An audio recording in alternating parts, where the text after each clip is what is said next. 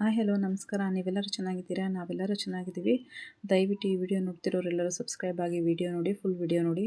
ಅದೇ ನಾವು ಹಾಕಿರೋದು ಒಂದು 4-5 ನಿಮಿಷದ ವಿಡಿಯೋ, ಪೂರ್ತಿ ವಿಡಿಯೋ ನೋಡಿ. ನನ್ನ ಕಿಚನ್ನು ಈ ಥರ ಇದೆ. ಅಂದರೆ ಆಯಿಲ್ ಪೈಂಟ್ ಹೊಡೆದಿರೋದು, ಮತ್ತು ಇದು ಸ್ವಲ್ಪ ಹಳೆ ಮನೆಯೇ ನಾವು ತೊಗೊಂಡಿದ್ದು. ಇಷ್ಟು ಇದಾಗಿದೆ. ಇದನ್ನು ನೋಡಿ ರೀಕವರ್ ಮಾಡಬೇಕು ಅಂತ ಅಂದ್ಬಿಟ್ಟು ನಾನು ಕೆಲವೊಂದು ಮೆಟೀರಿಯಲ್ಸ್ಗಳನ್ನ ತರಿಸಿದ್ದೀನಿ.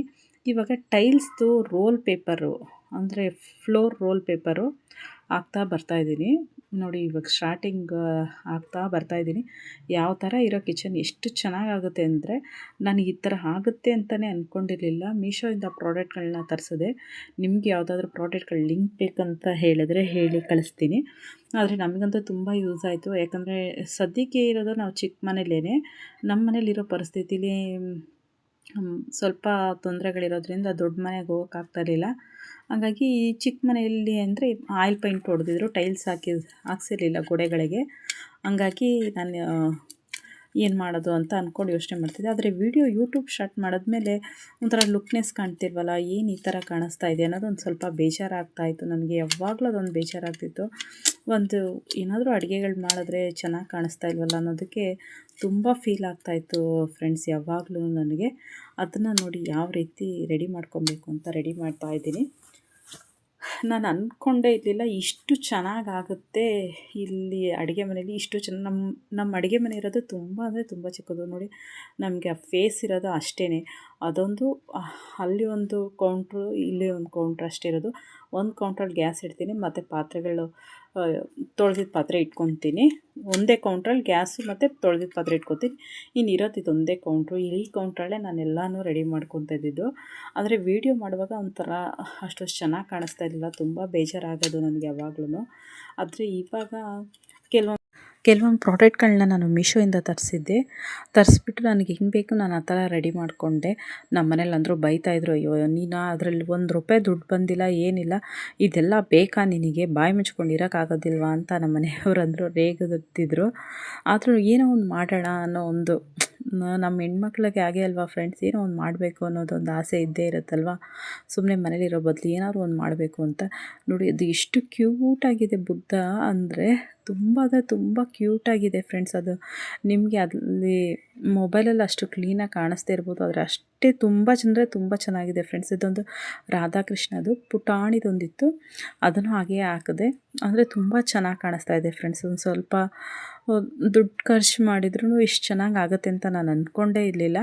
ಅಷ್ಟು ಚೆನ್ನಾಗಿ ಕಾಣಿಸ್ತಾ ಇದೆ. ಇವಾಗ ಒಂದು ನಾನು ಯಾವುದೇ ವೀಡಿಯೋ ಮಾಡಿದ್ರೂ ನನಗೊಂಥರ ಚೆನ್ನಾಗಿ ಕಾಣಿಸ್ತಾ ಇದೆಯಲ್ಲ ಅನ್ನೋದೊಂಥರ ಫೀಲ್ ಆಗ್ತಾ ಇರುತ್ತೆ.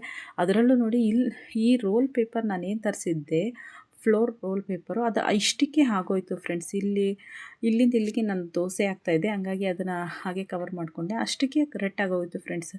ಆಮೇಲೆ ಇಲ್ಲಿ ಗಿಡ ಇಟ್ಟಿರೋ ಹತ್ರ ನನಗೆ ರೋಲ್ ಪೇಪರ್ ಇರಲಿಲ್ಲ. ಏನು ಮಾಡಬೇಕು ಅಂತ ಗೊತ್ತಾಗದೆ ಒಂದು ವೈಟ್ ಶೀಟ್ನ ಅಂಟಿಸ್ದೆ. ಇವಾಗ ಅದನ್ನು ತೋರಿಸ್ತೀನಿ ಬನ್ನಿ, ಎಲ್ಲಿ ನಾನು ವೈಟ್ ಶೀಟ್ನ ಅಂಟಿಸಿದ್ದೀನಿ ಏನು ಅಂತ ನಿಮ್ಗೆ ತೋರಿಸ್ತೀನಿ ನೋಡಿ. ಇಲ್ಲಿ ಗಿಡಗಳು ಇಟ್ಟಿದ್ದೀನಲ್ಲ, ಅಲ್ಲಿ ರೋಲ್ ಪೇಪರ್ ಖಾಲಿ ಆಗೋಯ್ತು ಫ್ರೆಂಡ್ಸ್. ವೈಟ್ ಶೀಟ್ ಇಟ್ಟಿರೋ ಹತ್ರ ಅದು ಸುಮ್ಮನೆ ಒಂದು ವೈಟ್ ಶೀಟ್ ಇದ್ರದ್ದೇ ರೋಲ್ ಪೇಪರ್ದೇ ಬ್ಯಾಕ್ ವೈಟ್ ಶೀಟ್ ಇಟ್ಟಿರೋದು. ಅದು ತುಂಬ ಚೆನ್ನಾಗಿ ಕಾಣಿಸ್ತಾ ಇದೆ ಫ್ರೆಂಡ್ಸ್. ಅಲ್ಲಿ ಫ್ರಿಡ್ಜ್ ಮೇಲೆ ಇಟ್ಟಿರೋದು ಒಂದು ಇದನ್ನು ನಾನು ಹಾಕಿದೆ, ಕೆಳಗಡೆ ಒಂದು ಟ್ರೈ ಥರ ಹಾಕಿದ್ದೀನಿ ಅಷ್ಟೇ. ಆದರೆ ಸಖತ್ತಾಗಿ ಕಾಣಿಸ್ತೈತೆ ಫ್ರೆಂಡ್ಸ್. ಅದರಲ್ಲೂ ತುಂಬ ಇಷ್ಟನೂ ಕೂಡ ಆಯಿತು. ಸಿಂಪಲ್ಲಾಗಿ ಇದ್ರೂ ತುಂಬ ಚೆನ್ನಾಗಿ ಕಾಣಿಸ್ತಾ ಇದೆ ಫ್ರೆಂಡ್ಸ್ ಅಡುಗೆ ಮನೆ. ಇವಾಗ ನಮಗೂ ವೀಡಿಯೋ ಮಾಡೋದಕ್ಕೂ ಒಂಥರ ಖುಷಿ ಅನ್ನಿಸ್ತಿತ್ತು. ಇವಾಗ ಖುಷಿ ಆಗ್ತಾಯಿದೆ ಫ್ರೆಂಡ್ಸ್. ಮೊದಲು ನಾನು ವೀಡಿಯೋ ಮಾಡಿದ್ರೂ ಅಷ್ಟು ಲುಕ್ನೆಸ್ ಅನ್ನಿಸ್ತಾ ಇರಲಿಲ್ಲ, ಒಂಥರ ಫೀಲ್ ಅನ್ನಿಸ್ತಾಯಿತ್ತು. ಏನಪ್ಪ ಇದು ಒಂಥರ ಚೆನ್ನಾಗಿ ಕಾಣಿಸ್ತಾ ಇಲ್ವಲ್ಲ ಅನ್ನೋದೊಂದು ಬೇಜಾರಾಗ್ತಾಯಿತ್ತು ಫ್ರೆಂಡ್ಸ್. ಇವಾಗ ತುಂಬ ಅಂದರೆ ತುಂಬ ಚೆನ್ನಾಗಿ ಕಾಣಿಸ್ತಾ ಇದೆ. ಏನಾದರೂ ಒಂದು ವೀಡಿಯೋ ಮಾಡಿದ್ರು ನಮಗೂ ಖುಷಿನೂ ಕೂಡ ಆಗ್ತಾಯಿದೆ ಫ್ರೆಂಡ್ಸ್. ಆದರೆ ಇನ್ನೊಂದು ರೋಲ್ ಇದ್ದಿದ್ರು ತುಂಬ ಚೆನ್ನಾಗಿರೋದು. ಇವಾಗ ನಾನು ಇನ್ನೊಂದು ರೋಲ್ಗೆ ಅಂತ ಹೋದರೆ ಸುಮ್ಮನೆ ನನಗೆ ಅದಿನ್ನು ಅವಶ್ಯಕತೆ ಇರೋದಿಲ್ಲ. ಸಾಕು, ನಮ್ಮ ಅಡುಗೆ ಮನೆ ಇರೋದು ಇಷ್ಟೇ. ಹಂಗಾಗಿ ನನಗಿಷ್ಟೇ ಸಾಕಾಗುತ್ತೆ ಫ್ರೆಂಡ್ಸ್. ಚಿಕ್ಕದಾಗಿದ್ದರೂ ಚೊಕ್ಕವಾಗಿದ್ದರೆ ಸಾಕು. ಆದರೆ ನಾವು ಯೂಟ್ಯೂಬ್ ಮಾಡ್ತೀವಿ, ಇಷ್ಟೆಲ್ಲ ಇದು ಮಾಡ್ತೀವಿ ಅಂತ ಅಂದ್ಕೊಂಡಿರಲಿಲ್ಲ. ಆದಾಗ ದೊಡ್ಡ ಮನೆಗೆ ಹೋಗಬೇಕು ಅಂತ ಮೈಂಡ್ಸೆಟ್ ಇತ್ತು. ಎಲ್ಲ ಮನೆಗಳು ಲೀಸಲ್ಲಿತ್ತು. ಹಂಗಾಗಿ ಆದಾಗ ದೊಡ್ಡ ಮನೆಗೆ ಹೋಗಬೇಕು ಅಂತ ಅಂದ್ಕೊಂಡಿದ್ವಿ ಅಷ್ಟೇ. ಇವಾಗ ಫಸ್ಟು ಕಿಚನೆಲ್ಲ ಮೇಕವರ್ ಆದಮೇಲೆ ಒಂದು ಪ್ರೋಟೀನ್ ಪೌಡ್ರು ಹಾಕ್ಕೊಂಡು ನನ್ನ ಮಗಳಿಗೆ ಎಲ್ಲರಿಗೂ ರೆಡಿ ಮಾಡಿಕೊಡೋಣ ಅಂತ ರೆಡಿ ಮಾಡಿಕೊಡ್ತಾ ಇದ್ದೀನಿ ಫ್ರೆಂಡ್ಸ್. ಪ್ರೋಟೀನ್ ಪೌಡ್ರ್ ಹಾಕಿದ್ದೀನಿ. ಅದಕ್ಕೆ ಹಾಲು ಹಾಕ್ಕೊಂಡಿದ್ದೀವಿ ಅಷ್ಟೇ. ತುಂಬ ಚೆನ್ನಾಗಿರುತ್ತೆ. ಮತ್ತು ಇವಾಗ ಅದ್ರ ಜೊತೆಗೆ ದೋಸೆ ಆಮ್ಲೆಟ್ ಹಾಕ್ಕೊತಾ ಇದ್ದೀವಿ. ದೋಸೆ ಹಾಕ್ಬಿಟ್ಟು ಆಮ್ಲೆಟ್ ಹಾಕಿ ಚಿಲ್ಲಿ ಪೌಡ್ರು ಮತ್ತು ರುಚಿಗೆ ಎಷ್ಟು ಬೇಕಷ್ಟು ಉಪ್ಪು ಹಾಕ್ಕೊಂಡ್ರೆ ಅದು ಅಂದರೆ ಯಾರ್ಯಾರು ಹೇಗೆ ಕೇಳ್ತಾರೆ ಆ ಥರ ಮಾಡ್ಕೊತಾ ಇದ್ದೀರಿ. ಒಬ್ಬರು ಪ್ಲೈನ್ ಕೇಳಿದ್ರು ಪ್ಲೈನು, ಒಬ್ಬರು ಕ್ಯಾರೆಟ್ ದೋಸೆ ಕೇಳಿದ್ರು ಕ್ಯಾರೆಟ್ ದೋಸೆ, ಈ ಥರ ನಮ್ಮನೇಲಿ ಆಲ್ಮೋಸ್ಟ್ ಯಾವಾಗಲೂ ಅಷ್ಟೇ ಫ್ರೆಂಡ್ಸ್. ಹಾಗೆಯೇ ನಾವು ನಮ್ಮನೇಲೇ ಅಂತಲ್ಲ ಎಲ್ಲರ ಮನೇಲೂ ಅಷ್ಟೇ ಅನಿಸುತ್ತೆ ಫ್ರೆಂಡ್ಸ್. ಹೆಣ್ಮಕ್ಳು ಅಂತೂ ಅಡುಗೆ ಮನೆಗೆ ಬಂದರೆ ಮಲ್ಟಿ ಟಾಸ್ಕಿಂಗ್ ಕೆಲಸ ಮಾಡಬೇಕಾಗುತ್ತೆ. ಎರಡು ಕೈ ಸಾಕಾಗೋದಿಲ್ಲ, ಇನ್ನೊಂದು 2 ಕೈ ಬೇಕಪ್ಪ ಅಂತ ಅನ್ನಿಸ್ತಾ ಇರುತ್ತೆ. ಎಷ್ಟು ಕೆಲಸ ಮಾಡಿದ್ರು ಇದಾದಮೇಲೆ ಅದು ಅದಾದಮೇಲೆ ಇದು ಅಂತ ಇದ್ದೇ ಇರುತ್ತೆ. ನಮ್ಮನೇಲೂ ಅಷ್ಟೇ ಬೆಳಗ್ಗೆ ಹೊತ್ತಂತೂ ಫುಲ್ ಟಯರ್ಡ್ ಆದಂಗೆ ಅನಿಸ್ಬಿಡುತ್ತೆ. ಏನು ಬೆಳಗ್ಗೆ 6 ಗಂಟೆಯಿಂದ 9:30ವರೆಗೂ ತುಂಬ ಕೆಲಸಗಳಿರುತ್ತೆ. ಅಂದರೆ ನಮ್ಮನೇಲಿ ಸ್ವಲ್ಪ ರೈಸ್ ಐಟಮ್ ತಿನ್ನಲ್ಲ. ಒಬ್ಬರೊಬ್ಬರು ಚಪಾತಿ ಬೇಕು ಅಂತಾರೆ, ಒಬ್ಬರು ಮುದ್ದೆ ಬೇಕು ಅಂತಾರೆ, ಒಬ್ಬರೊಬ್ಬರು ಒಂದೊಂದು ಕೇಳ್ತಿರ್ತಾರೆ. ಹಾಗಾಗಿ ನಾನು ಆಮ್ಲೆಟು ಅವಾಗೊಂದು ಹಾಕಿದ್ದೆ, ಇವಾಗ ಎಲ್ಲರಿಗೂ ಹಾಕ್ಕೊಡ್ತಾನೇ ಇದ್ದೀನಿ. ಆದರೆ ಇವಾಗ ಆಮ್ಲೆಟ್ ದೋಸೆಗೆ ಈರುಳ್ಳಿ ಹಸಿಮೆಣ್ಸಿನ್ಕಾಯಿ ಹಾಕಿ ಅದ್ರ ಮೇಲೆ ಮೊಟ್ಟೆ ಹೊಡೆದಾಕ್ಬಿಟ್ಟು ರುಚಿಗೆ ಎಷ್ಟು ಬೇಕಷ್ಟು ಉಪ್ಪು, ಸ್ವಲ್ಪ ಚಿಲ್ಲಿ ಪೌಡ್ರ್ ಹಾಕಿದ್ರೆ ಇದು ಒಂಥರ ಡಿಫ್ರೆಂಟಾಗಿರುತ್ತೆ. ಆವಾಗಲೇ ಬರೀ ಪ್ಲೈನ್ ಆಮ್ಲೆಟ್ ದೋಸೆ ಹಾಕಿದ್ದೆ. ಇವಾಗ ಈರುಳ್ಳಿ ಮತ್ತು ಹಸಿಮೆಣ್ಸಿನ್ಕಾಯಿ ಎಲ್ಲ ಹಾಕ್ಬಿಟ್ಟು ಮಾಡ್ತಾಯಿದ್ದೀನಿ. ಇದು ಒಂಥರ ತುಂಬ ಟೇಸ್ಟಾಗಿತ್ತು.